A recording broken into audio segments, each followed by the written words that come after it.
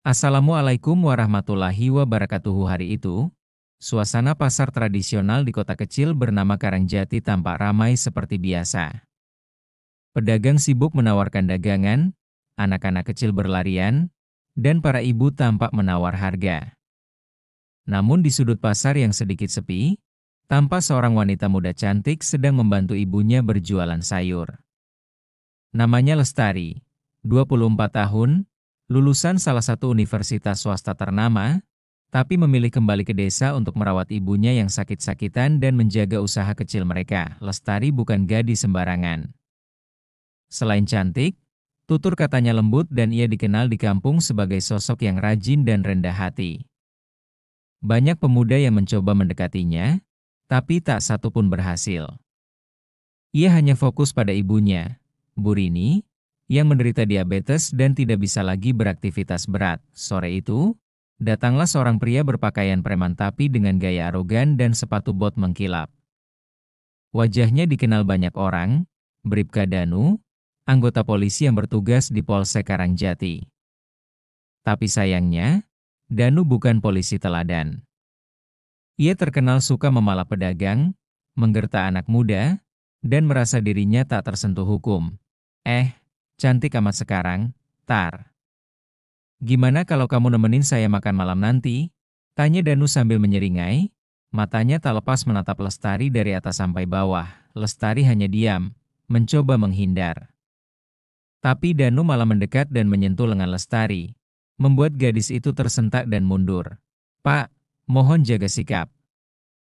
Kami di sini cari nafkah, bukan cari masalah, ucap Bu Rini dengan nada tegas walau suaranya lemah. Tapi Danu malah tertawa, lalu meludah di tanah. Loh, kok galak?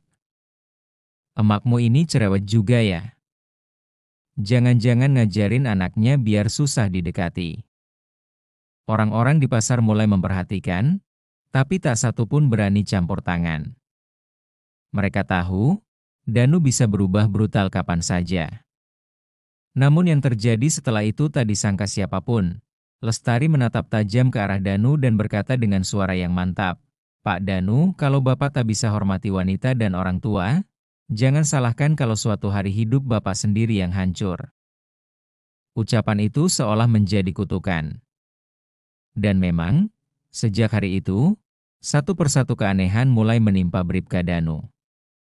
Karirnya mulai goyah, aibnya terbongkar, dan hidupnya tak pernah lagi tenang.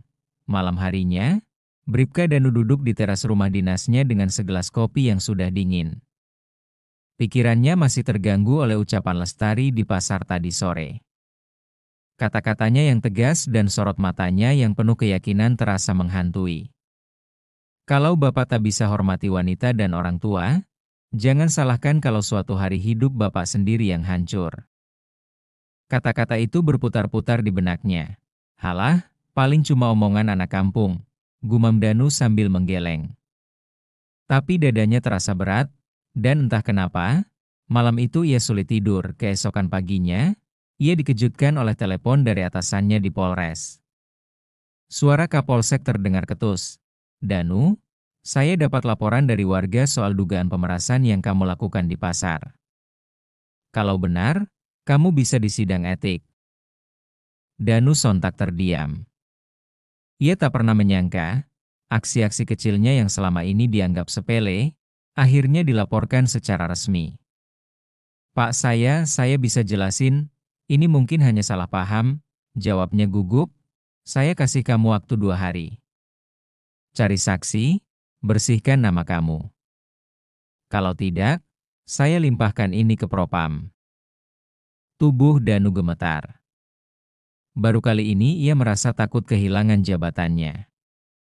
Tapi belum selesai ia mencerna ancaman itu, datang lagi pukulan kedua. Pagi itu juga, sepeda motornya ditemukan terbalik dan terbakar setengah di pinggir jalan menuju pasar.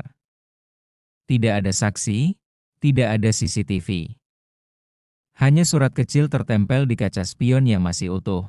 Lidahmu tajam, tapi hidupmu akan lebih perih dari luka. Warga mulai bergosip. Jangan-jangan ini ulah orang pintar, ya? Bisik-bisik di warung kopi. Mungkin Lestari itu keturunan dukun, tapi yang lebih menakutkan bukan hanya gosip, melainkan perubahan dalam diri Danu sendiri. Ia mulai mimpi buruk tiap malam. Dalam mimpinya, ia selalu dikejar bayangan hitam dan suara perempuan yang menangis. Di tengah malam, ia sering terbangun dengan peluh dingin dan napas tersengal, dan tepat 3 hari setelah ia menghina Lestari dan ibunya, polisi dari Propam datang membawa surat pemeriksaan resmi. Kasusnya bukan cuma pemerasan, tapi juga dugaan pelecehan, penganiayaan warga sipil, dan korupsi kecil-kecilan. Hidup Danu mulai runtuh. Tapi ini baru awal. Bribka Danu duduk lemas di ruang interogasi Polres Kabupaten. Keringat dingin mengalir di pelipisnya, meskipun ruangan ber-AC. Di seberangnya duduk 2 anggota Propam yang sejak pagi sudah menyelidiki laporan-laporan yang masuk. Saudara Bribka Danu, kami tidak hanya menerima laporan dari warga pasar, kata salah satu petugas sambil membuka berkas, tapi juga dari seorang janda pemilik warung kopi, ibu-ibu penjual tempe, bahkan sopir angkot. Semua mengaku diintimidasi oleh Anda. Danu menelan ludah. Ia tak menyangka, banyak warga yang diam-diam menyimpan keberanian. Biasanya, semua takut padanya. Tapi entah kenapa setelah insiden dengan Lestari dan ibunya, keberanian warga seperti bangkit bersamaan, dan anehnya, laporan-laporan itu datang hanya dalam waktu 2 hari setelah kejadian di pasar. Ada yang mendorong mereka, gumam salah satu petugas. Dan kami curiga ini bukan tekanan biasa. Petugas lainnya ikut menimpali, kami juga menemukan jejak email anonim yang mengarahkan warga untuk menghubungi kami. Email itu dikirim dari warnet kecil di Karangjati. Kami telusuri, dan ternyata pengguna terakhir di bilik itu bernama Lestari. Danu langsung menegang. Lestari? Petugas mengangguk pelan. Ya, gadis penjual sayur itu. Dan ternyata, dia lulusan S2 Ilmu Hukum. Pernah kerja magang di Lebih. Dia tahu celah hukum. Dia tahu cara membongkar orang seperti Anda. Danu merasakan seluruh tubuhnya seperti dihantam palu godam. Ia berpikir Lestari hanya wanita kampung biasa. Cantik, iya, tapi tak punya kuasa. Ternyata, ia salah besar. Setelah interogasi, Danu keluar dari ruang pemeriksaan dan mencoba menghubungi rekan lamanya, seorang jaksa di kota. Tapi yang terjadi justru lebih parah. Sang jaksa tak mau menjawab panggilan. Ia hanya mengirim pesan singkat. Maaf, saya tak bisa bantu. Namamu sedang disorot. Bahkan media lokal mulai cium bau kasus ini. Dan benar saja. 2 hari kemudian, wajah Bribka Danu terpampang di laman media online lokal dengan tajuk besar. Polisi arogan diduga memeras dan mengintimidasi warga. Digerakkan oleh wanita misterius dari Karangjati. Warga bersorak diam-diam. Tapi di balik semua ini, Lestari tetap menjalani harinya seperti biasa. Ia merawat ibunya, berjualan sayur, dan tak sedikit pun mencari panggung. Seolah semua ini sudah ia rencanakan dengan matang, namun Lestari belum selesai. Karena masih ada satu rahasia yang belum dibuka. Masa lalu kelam antara ibunya dan Danu. Malam itu, hujan turun deras membasahi atap rumah-rumah di Karangjati. Di sebuah rumah sederhana di pojok kampung, Lestari duduk di samping ranjang ibunya, Burini, yang tengah menggigil karena demam. Namun bukan hanya suhu tubuh yang naik, kenangan lama yang selama ini terkubur juga ikut muncul kembali. Tar, kamu yakin ingin melawan dia? Tanya Burini pelan. Matanya menatap langit-langit kamar. Lestari menggenggam tangan ibunya erat. Ini bukan cuma soal aku, Bu. Ini soal semua orang yang dia sakiti. Dan, soal ibu juga. Burini menutup mata. Air mata mengalir di pipinya yang sudah mulai keriput. Kamu tahu kenapa dulu ibu selalu menunduk kalau lihat dia? Lestari mengangguk.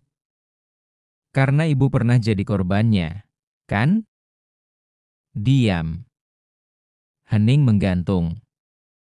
Hanya suara hujan di luar jendela yang menemani. Akhirnya Bu Rini mulai bicara. Pelan, gemetar, tapi jelas, 20 tahun lalu. Ibu kerja di warung makan dekat markas polisi.